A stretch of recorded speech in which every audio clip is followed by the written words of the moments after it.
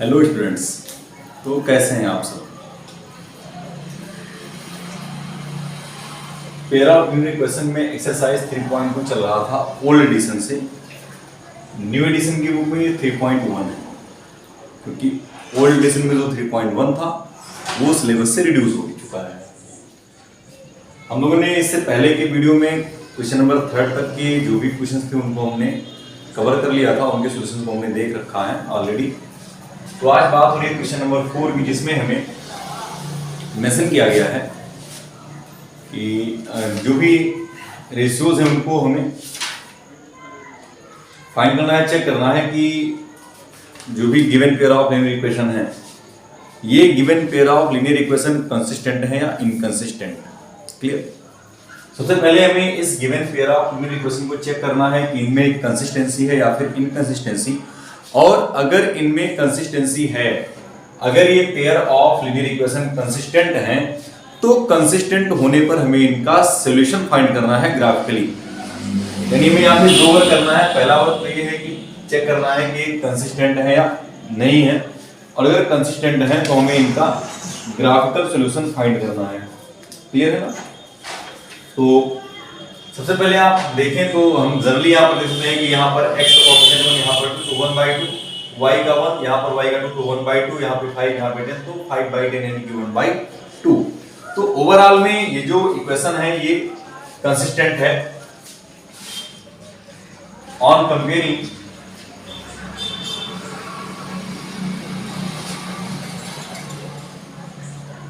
With standard equation, अगर हम compare करें तो हमें a1 = 1, b1 = 1 और c1 = -5 इस तरफ लेकर आने पर a2 = 2, b2 = 2 और c2 = -10 मिलेगा। जब हम 5 और 10 को ट्रांसपोज करके LHS में ले आएंगे और RHS में 0 रखेंगे, तो ट्रांसपोज होने पर यहाँ पर -5 और ये ट्रांसपोज होने पर -10 हो जाएगा। तो अब अगर हम यहाँ पर रेशियोज को कंपेयर करते हैं तो a1/a2 = 1/2 और b1/b2 = v1/2 और c1/c2 ये -5/10, तो 5 1 जा 5, 5 2 जा 10, यानी कि c1/c2 = 1/2 हो रहा है। तो ये होने का मतलब है कि given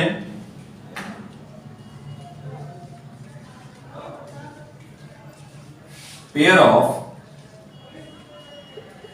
linear equation is consistent। अब अगर ये pair of linear equation consistent है तो हमें इसका क्या बनाना पड़ेगा, ग्राफ। तो ग्राफ आइए, x + y से हमने y को फ्री किया तो 5 - x, और यहां से अगर हम फ्री करते हैं तो y = 10 - 2x और अपान में 2।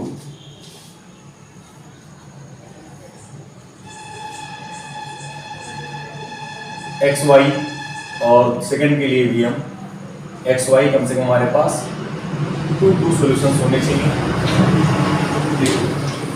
पहले पॉइंट में अगर हम यहाँ पर x = 5 लें तो y हो जाएगा 0, और अगर x = 0 लें तो y हो जाएगा 5।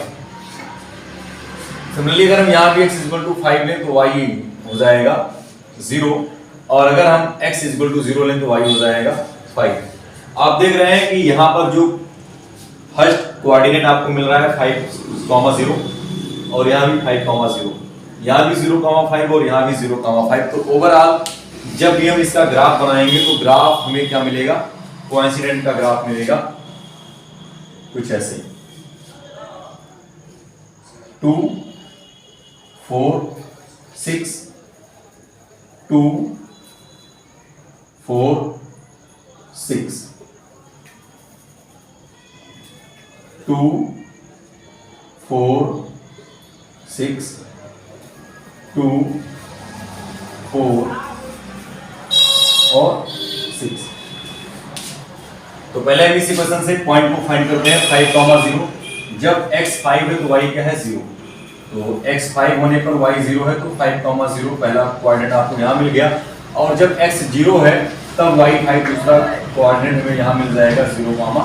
5 और हम इन दोनों लाइन को ऐसे ज्वाइन कर देंगे। ये हमारा पहला इक्वेशन बन गया। यहाँ पर कौन सा है, x plus y is equal to 5। और अब ऐसे ही वापस से x 5,0 हमें यही पॉइंट मिलेगा और 0,5 फिर से भी यही पॉइंट मिलेगा। हमारी दूसरी भी लाइन यहीं पर एग्जैक्ट इसी के ऊपर से होती हुई जाएगी। तो यहाँ पर हम अगर देखें तो ये दूसरी वाली लाइन हमारी है 2x plus 2y is equal to 10। तो आप देख रहे हैं कि x और y के जितने पॉइंट इस वाली लाइन पे हैं वो सारे पॉइंट इस वाली लाइन पे भी हैं, यानी कि जितने पॉइंट इस इक्वेशन को सेटिस्फाई कर रहे हैं वो सारे पॉइंट इस इक्वेशन को भी सेटिस्फाई कर रहे हैं। इसका मतलब इनफाइनाइट सॉल्यूशन है ना। इनफिनिटली यहां पर कितने सॉल्यूशन हैं, मैनी सॉल्यूशन है। क्लियर, नोट करिए। चलिए क्वेश्चन नंबर 4 का ही सेकंड पार्ट है। सो इसमें में x minus y is equal to 8 और दूसरा इक्वेशन है 3x minus 3y is equal to 16 और डिटरमाइन करना है कि ये कंसिस्टेंट है या इनकंसिस्टेंट। तो आप देख सकते हैं कि यहाँ पर 1/3, यहाँ पर भी 1/3, लेकिन यहाँ पर 1/2 मिल जाएगा। तो सोल्यूशन इनकंसिस्टेंट, यानी कि हमें यहाँ पे ग्राफ प्लॉट करने की जरूरत नहीं है। On comparing with standard equation, standard equation से कंपेयर करने पर आपको a1 1 मिल रहा है, b1 -1 मिल रहा है और c1 -8 मिल रहा है, a2 3 मिल रहा है, b2 -3 मिल रहा है और c2 -16 मिल रहा है। क्यों? क्योंकि अगर हम ओवरऑल में बात करें तो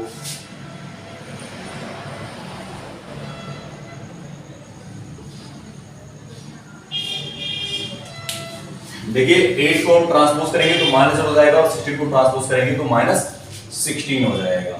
तो a1 अपान a2 करने पर हमें 1/3, b1 अपान b2 करने पर -1 अपान -3, माइनस से माइनस कैंसिल आउट हो जाएंगे तो 1/3। और सिमिलर वे में अगर हम c1 अपान c2 करते हैं तो -8 अपान -16 यानी कि 1/2। तो यहाँ से क्लियर है a1 अपान a2 इक्वल हो रहा है b1 अपान b2 के, लेकिन ये c1 अपान c2 के इक्वल नहीं है। इसका मतलब इनकंसिस्टेंट है और इनकंसिस्टेंट होने पर आपको ग्राफिकल सॉल्यूशन नहीं देना है। आपसे ग्राफिकल सॉल्यूशन सिर्फ और सिर्फ तब मांगा गया है जब ये कंसिस्टेंट हो जा रहे हैं। क्लियर?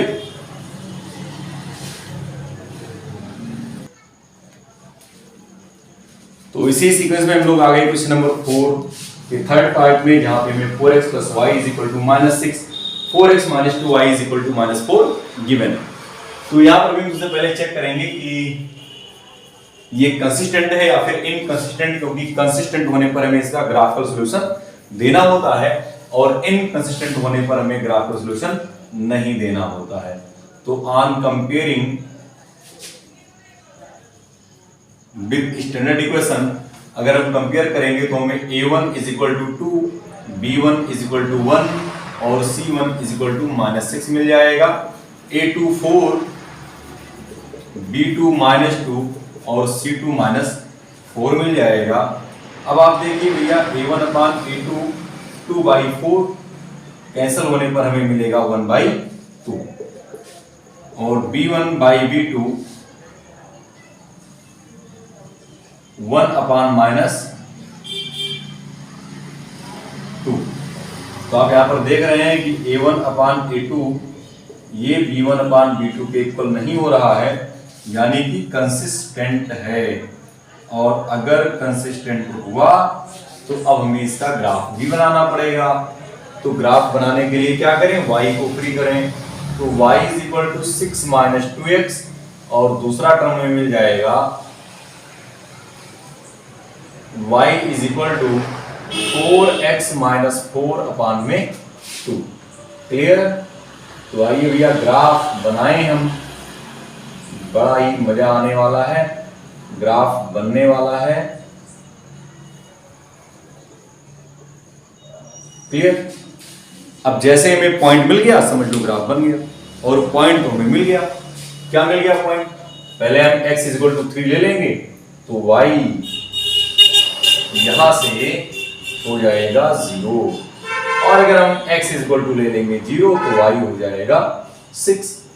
और यहां पर क्या होगा, यहां पर तो ऐसा होगा कि अगर हम x इक्वल टू ले लें 1 तो x इक्वल टू 1 लेते ही y क्या हो जाएगा 0, और अगर हम x इक्वल टू 0 ले लें तो y हो जाएगा -2। तो अब क्या करना है, बनाना है ग्राफ। ग्राफ कैसे बन जाएगा, पहले तो लाइन वाइन खींचो भैया, लाइन वाइन खींच लो, उसके बाद में बाकी बातें तो हम लोग करते ही रहेंगे, ठीक है ना। ये हो गया एक काम ये हो गया। डिस्टेंस थोड़ा इक्वल रहे तो ग्राफ थोड़ा अच्छा बन जाएगा। तो 2 4 6 ये भी ढूंढ लिया पॉइंट, इधर भी ढूंढ लें 2 4 6, इधर भी ढूंढ लें 2 4 6, इधर भी ढूंढ लें 2 4 6। अब देखिए पहले यहां के लिए आप वर्क कर लीजिए। तो जब x है 3 तो y है 0, यानी कि पॉइंट यहाँ कहीं बीच में हो जाएगा 3, 0, और जब x है 0 तो y है 6, तो यही वाला पॉइंट हो गया 0, 6। और ये हो गई हमारी प्यारी सी लाइन। ये इक्वेशन कौन सा है, इक्वेशन है 2x plus y minus 6 equal to 0। अब आ जाइए यहाँ, तो यहाँ पर देखिए जब x है 1 तो y है 0, तो x तो 1 यहाँ मिल जाएगा 1, 0। x जब 1 है तो y 0, और जब x है 0 तो y है -2। दूसरा वाला कोऑर्डिनेट आपको यहाँ हो गया 0, -2। और लाइन इस बार तो भैया ऐसे निकल जाएगी बड़े ही प्यार से, ये लाइन ऐसे निकल गई। तो यहाँ पर देखिए आपको क्या मिल रहा है, इसको आप ऐसे ज्वाइन करेंगे और इसको आप ऐसे ज्वाइन करेंगे तो आपको तो नजर आ रहा है 2, 2।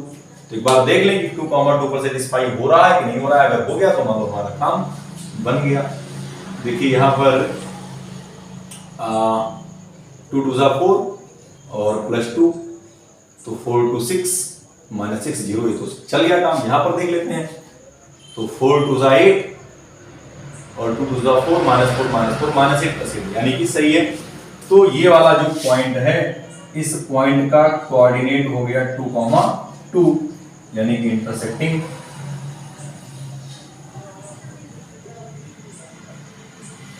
और सॉल्यूशन जो हमें मिला वो क्या मिल गया, x, y is equal to 2, 2।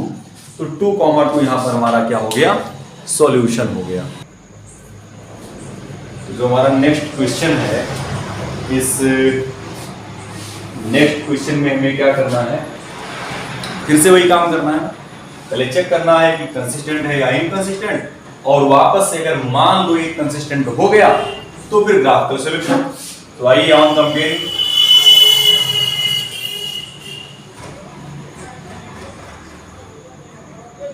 With standard equation.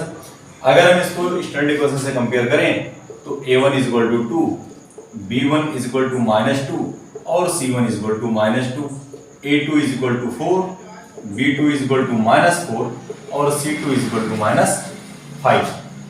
Ratios को निकालें, फाइंड करें तो a1/a2 = 2/4, कैंसल आउट होकर हमें 1/2 देगा। ऐसे ही अगर हम b1/b2 फाइंड करें तो -2/-4, कैंसल आउट होकर के हमें 1/2 देगा।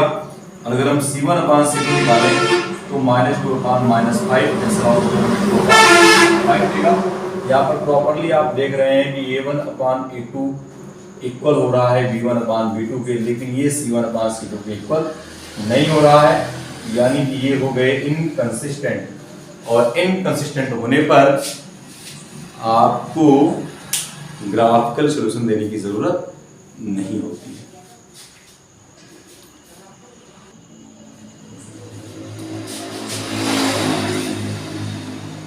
बात करते हैं क्वेश्चन नंबर 5 की, जिसमें कहानी है पेरीमीटर की।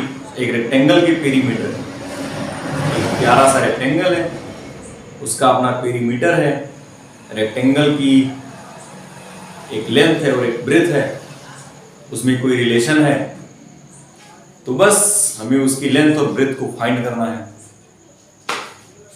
Half the perimeter of A rectangular garden whose length is 4 meter more than its width is 36 meter.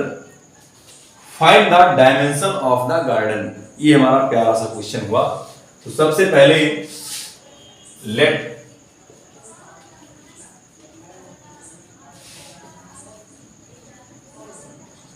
Length of garden x metre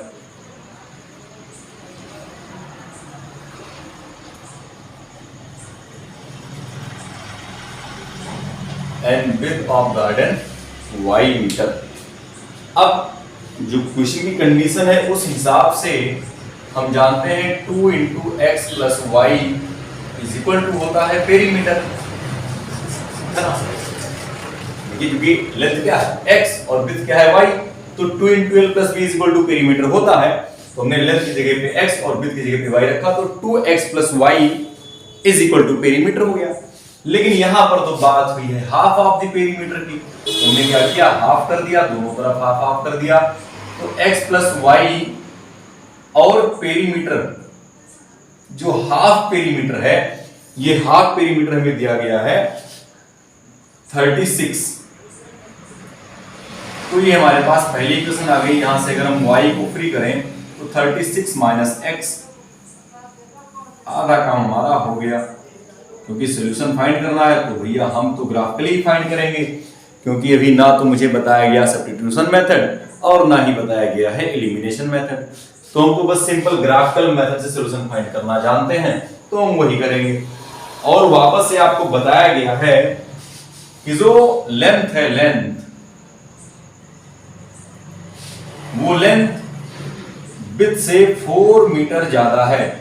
यानी कि अगर हम विड्थ में 4 प्लस कर दे तो हमें क्या मिल जाएगा, लेंथ। और इसका सीधा सा मतलब ये हुआ कि जो x है वो y से 4 ज्यादा है, यानी कि जो y है वो x से 4 कम है। तो यहां से भी हमें कुछ x और y के कोऑर्डिनेट्स मिल जाएंगे और यही दोनों कोऑर्डिनेट्स मिल करके मचाएंगे तहलका।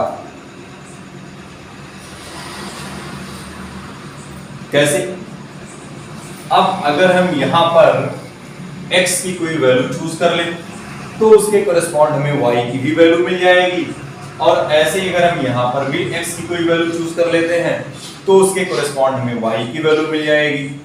और जब हमें x और y की वैल्यू मिल जाएगी तो उसकी हेल्प से हम क्या करेंगे, ग्राफ प्लॉट करेंगे, प्यारा सा खूबसूरत सा ग्राफ।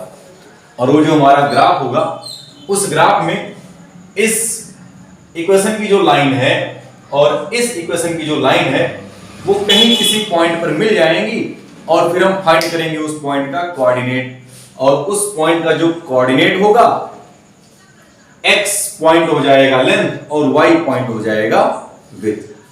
तो आइए, अगर हम यहां पर x की वैल्यू मान लो क्या ले लें 18 ले लेते हैं। तो x की वैल्यू 18 ले लेने पर y भी आपको क्या मिल जाएगा, 18।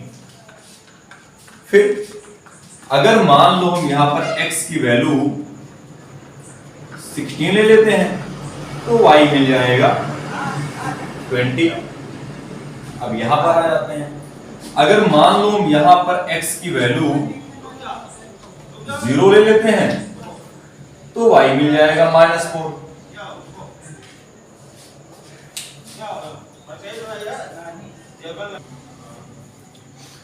तो जब हमने x लिया 0 तो y यहां पर क्या मिल गया, -4। और अगर हम यहां पर x ले लेते हैं 4 तो y क्या मिल जाएगा, 0। क्योंकि वैल्यूज थोड़ी बड़ी हैं तो यहां पर हम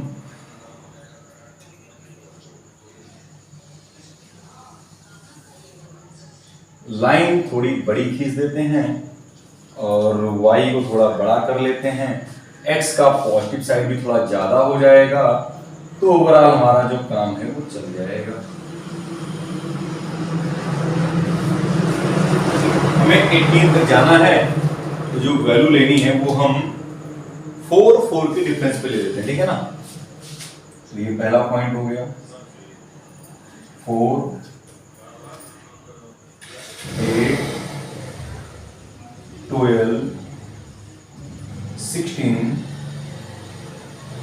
और 20। इधर भी चलेंगे, 4, 8, 12, 16 और 20। ऐसे इधर भी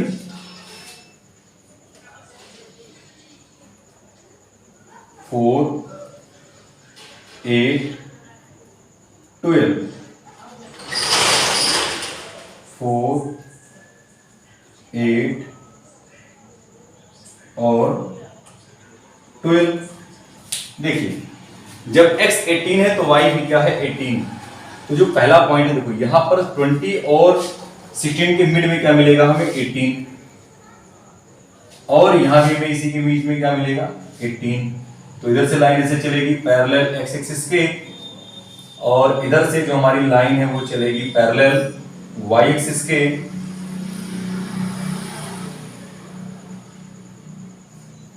और दोनों किसी पॉइंट पर मिलेंगे, वो हो जाएगा 18, 18।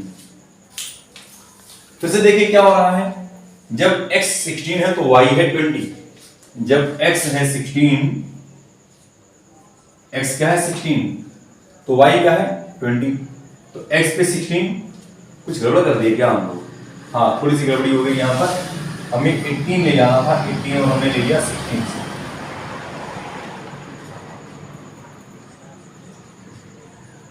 तो पॉइंट हमारा ये वाला है 18, 18। अब जब x 16 है तो y क्या है 20। जब x 16 है तो y 20 है, y 20 है जब x 16 है। तो दूसरा पॉइंट हमारा ये हो गया 16, 20। तो इन दोनों पॉइंट को हम ज्वाइन करेंगे।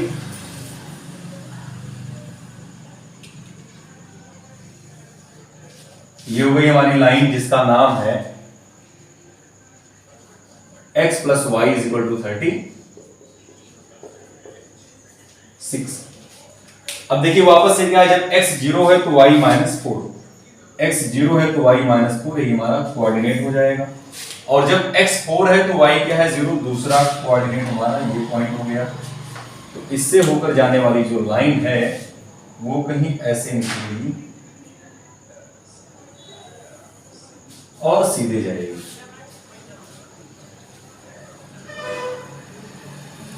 तो सीधे जाने पर ये जो लाइन है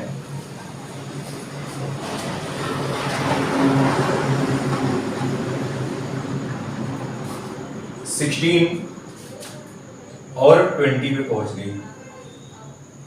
इसका मतलब x इस पॉइंट का जो कोऑर्डिनेट हो गया 20, 16। तो सॉल्यूशन हमें क्या मिला, x, y = 20, 16। आप देख सकते हैं कि हाफ पेरीमीटर x + y 36 आया था, और 20 और 16 का सम भी 36 हो रहा है। और जो लेंथ है यानी कि x वो ब्रेथ से 4 ज्यादा है, तो देखिए यहाँ पर जो लेंथ आई है वो 20 आई है, जो कि 16 से यानी कि ब्रेथ से 4 ज्यादा है। तो एग्जैक्टली हमारा यहाँ पे जो आंसर मिल गया, जो डायमेंशन मिल गया हमें, वो मिल गया है लेंथ = 20 सेंटीमीटर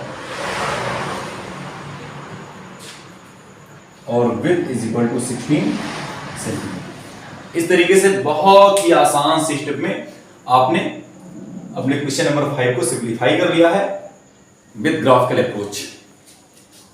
तो ऐसे ही जबरदस्त सॉल्यूशन के लिए बने रहिए हमारे साथ, स्वस्थ रहिए, मस्त रहिए और पढ़ते रहिए। Thank you, have a good day.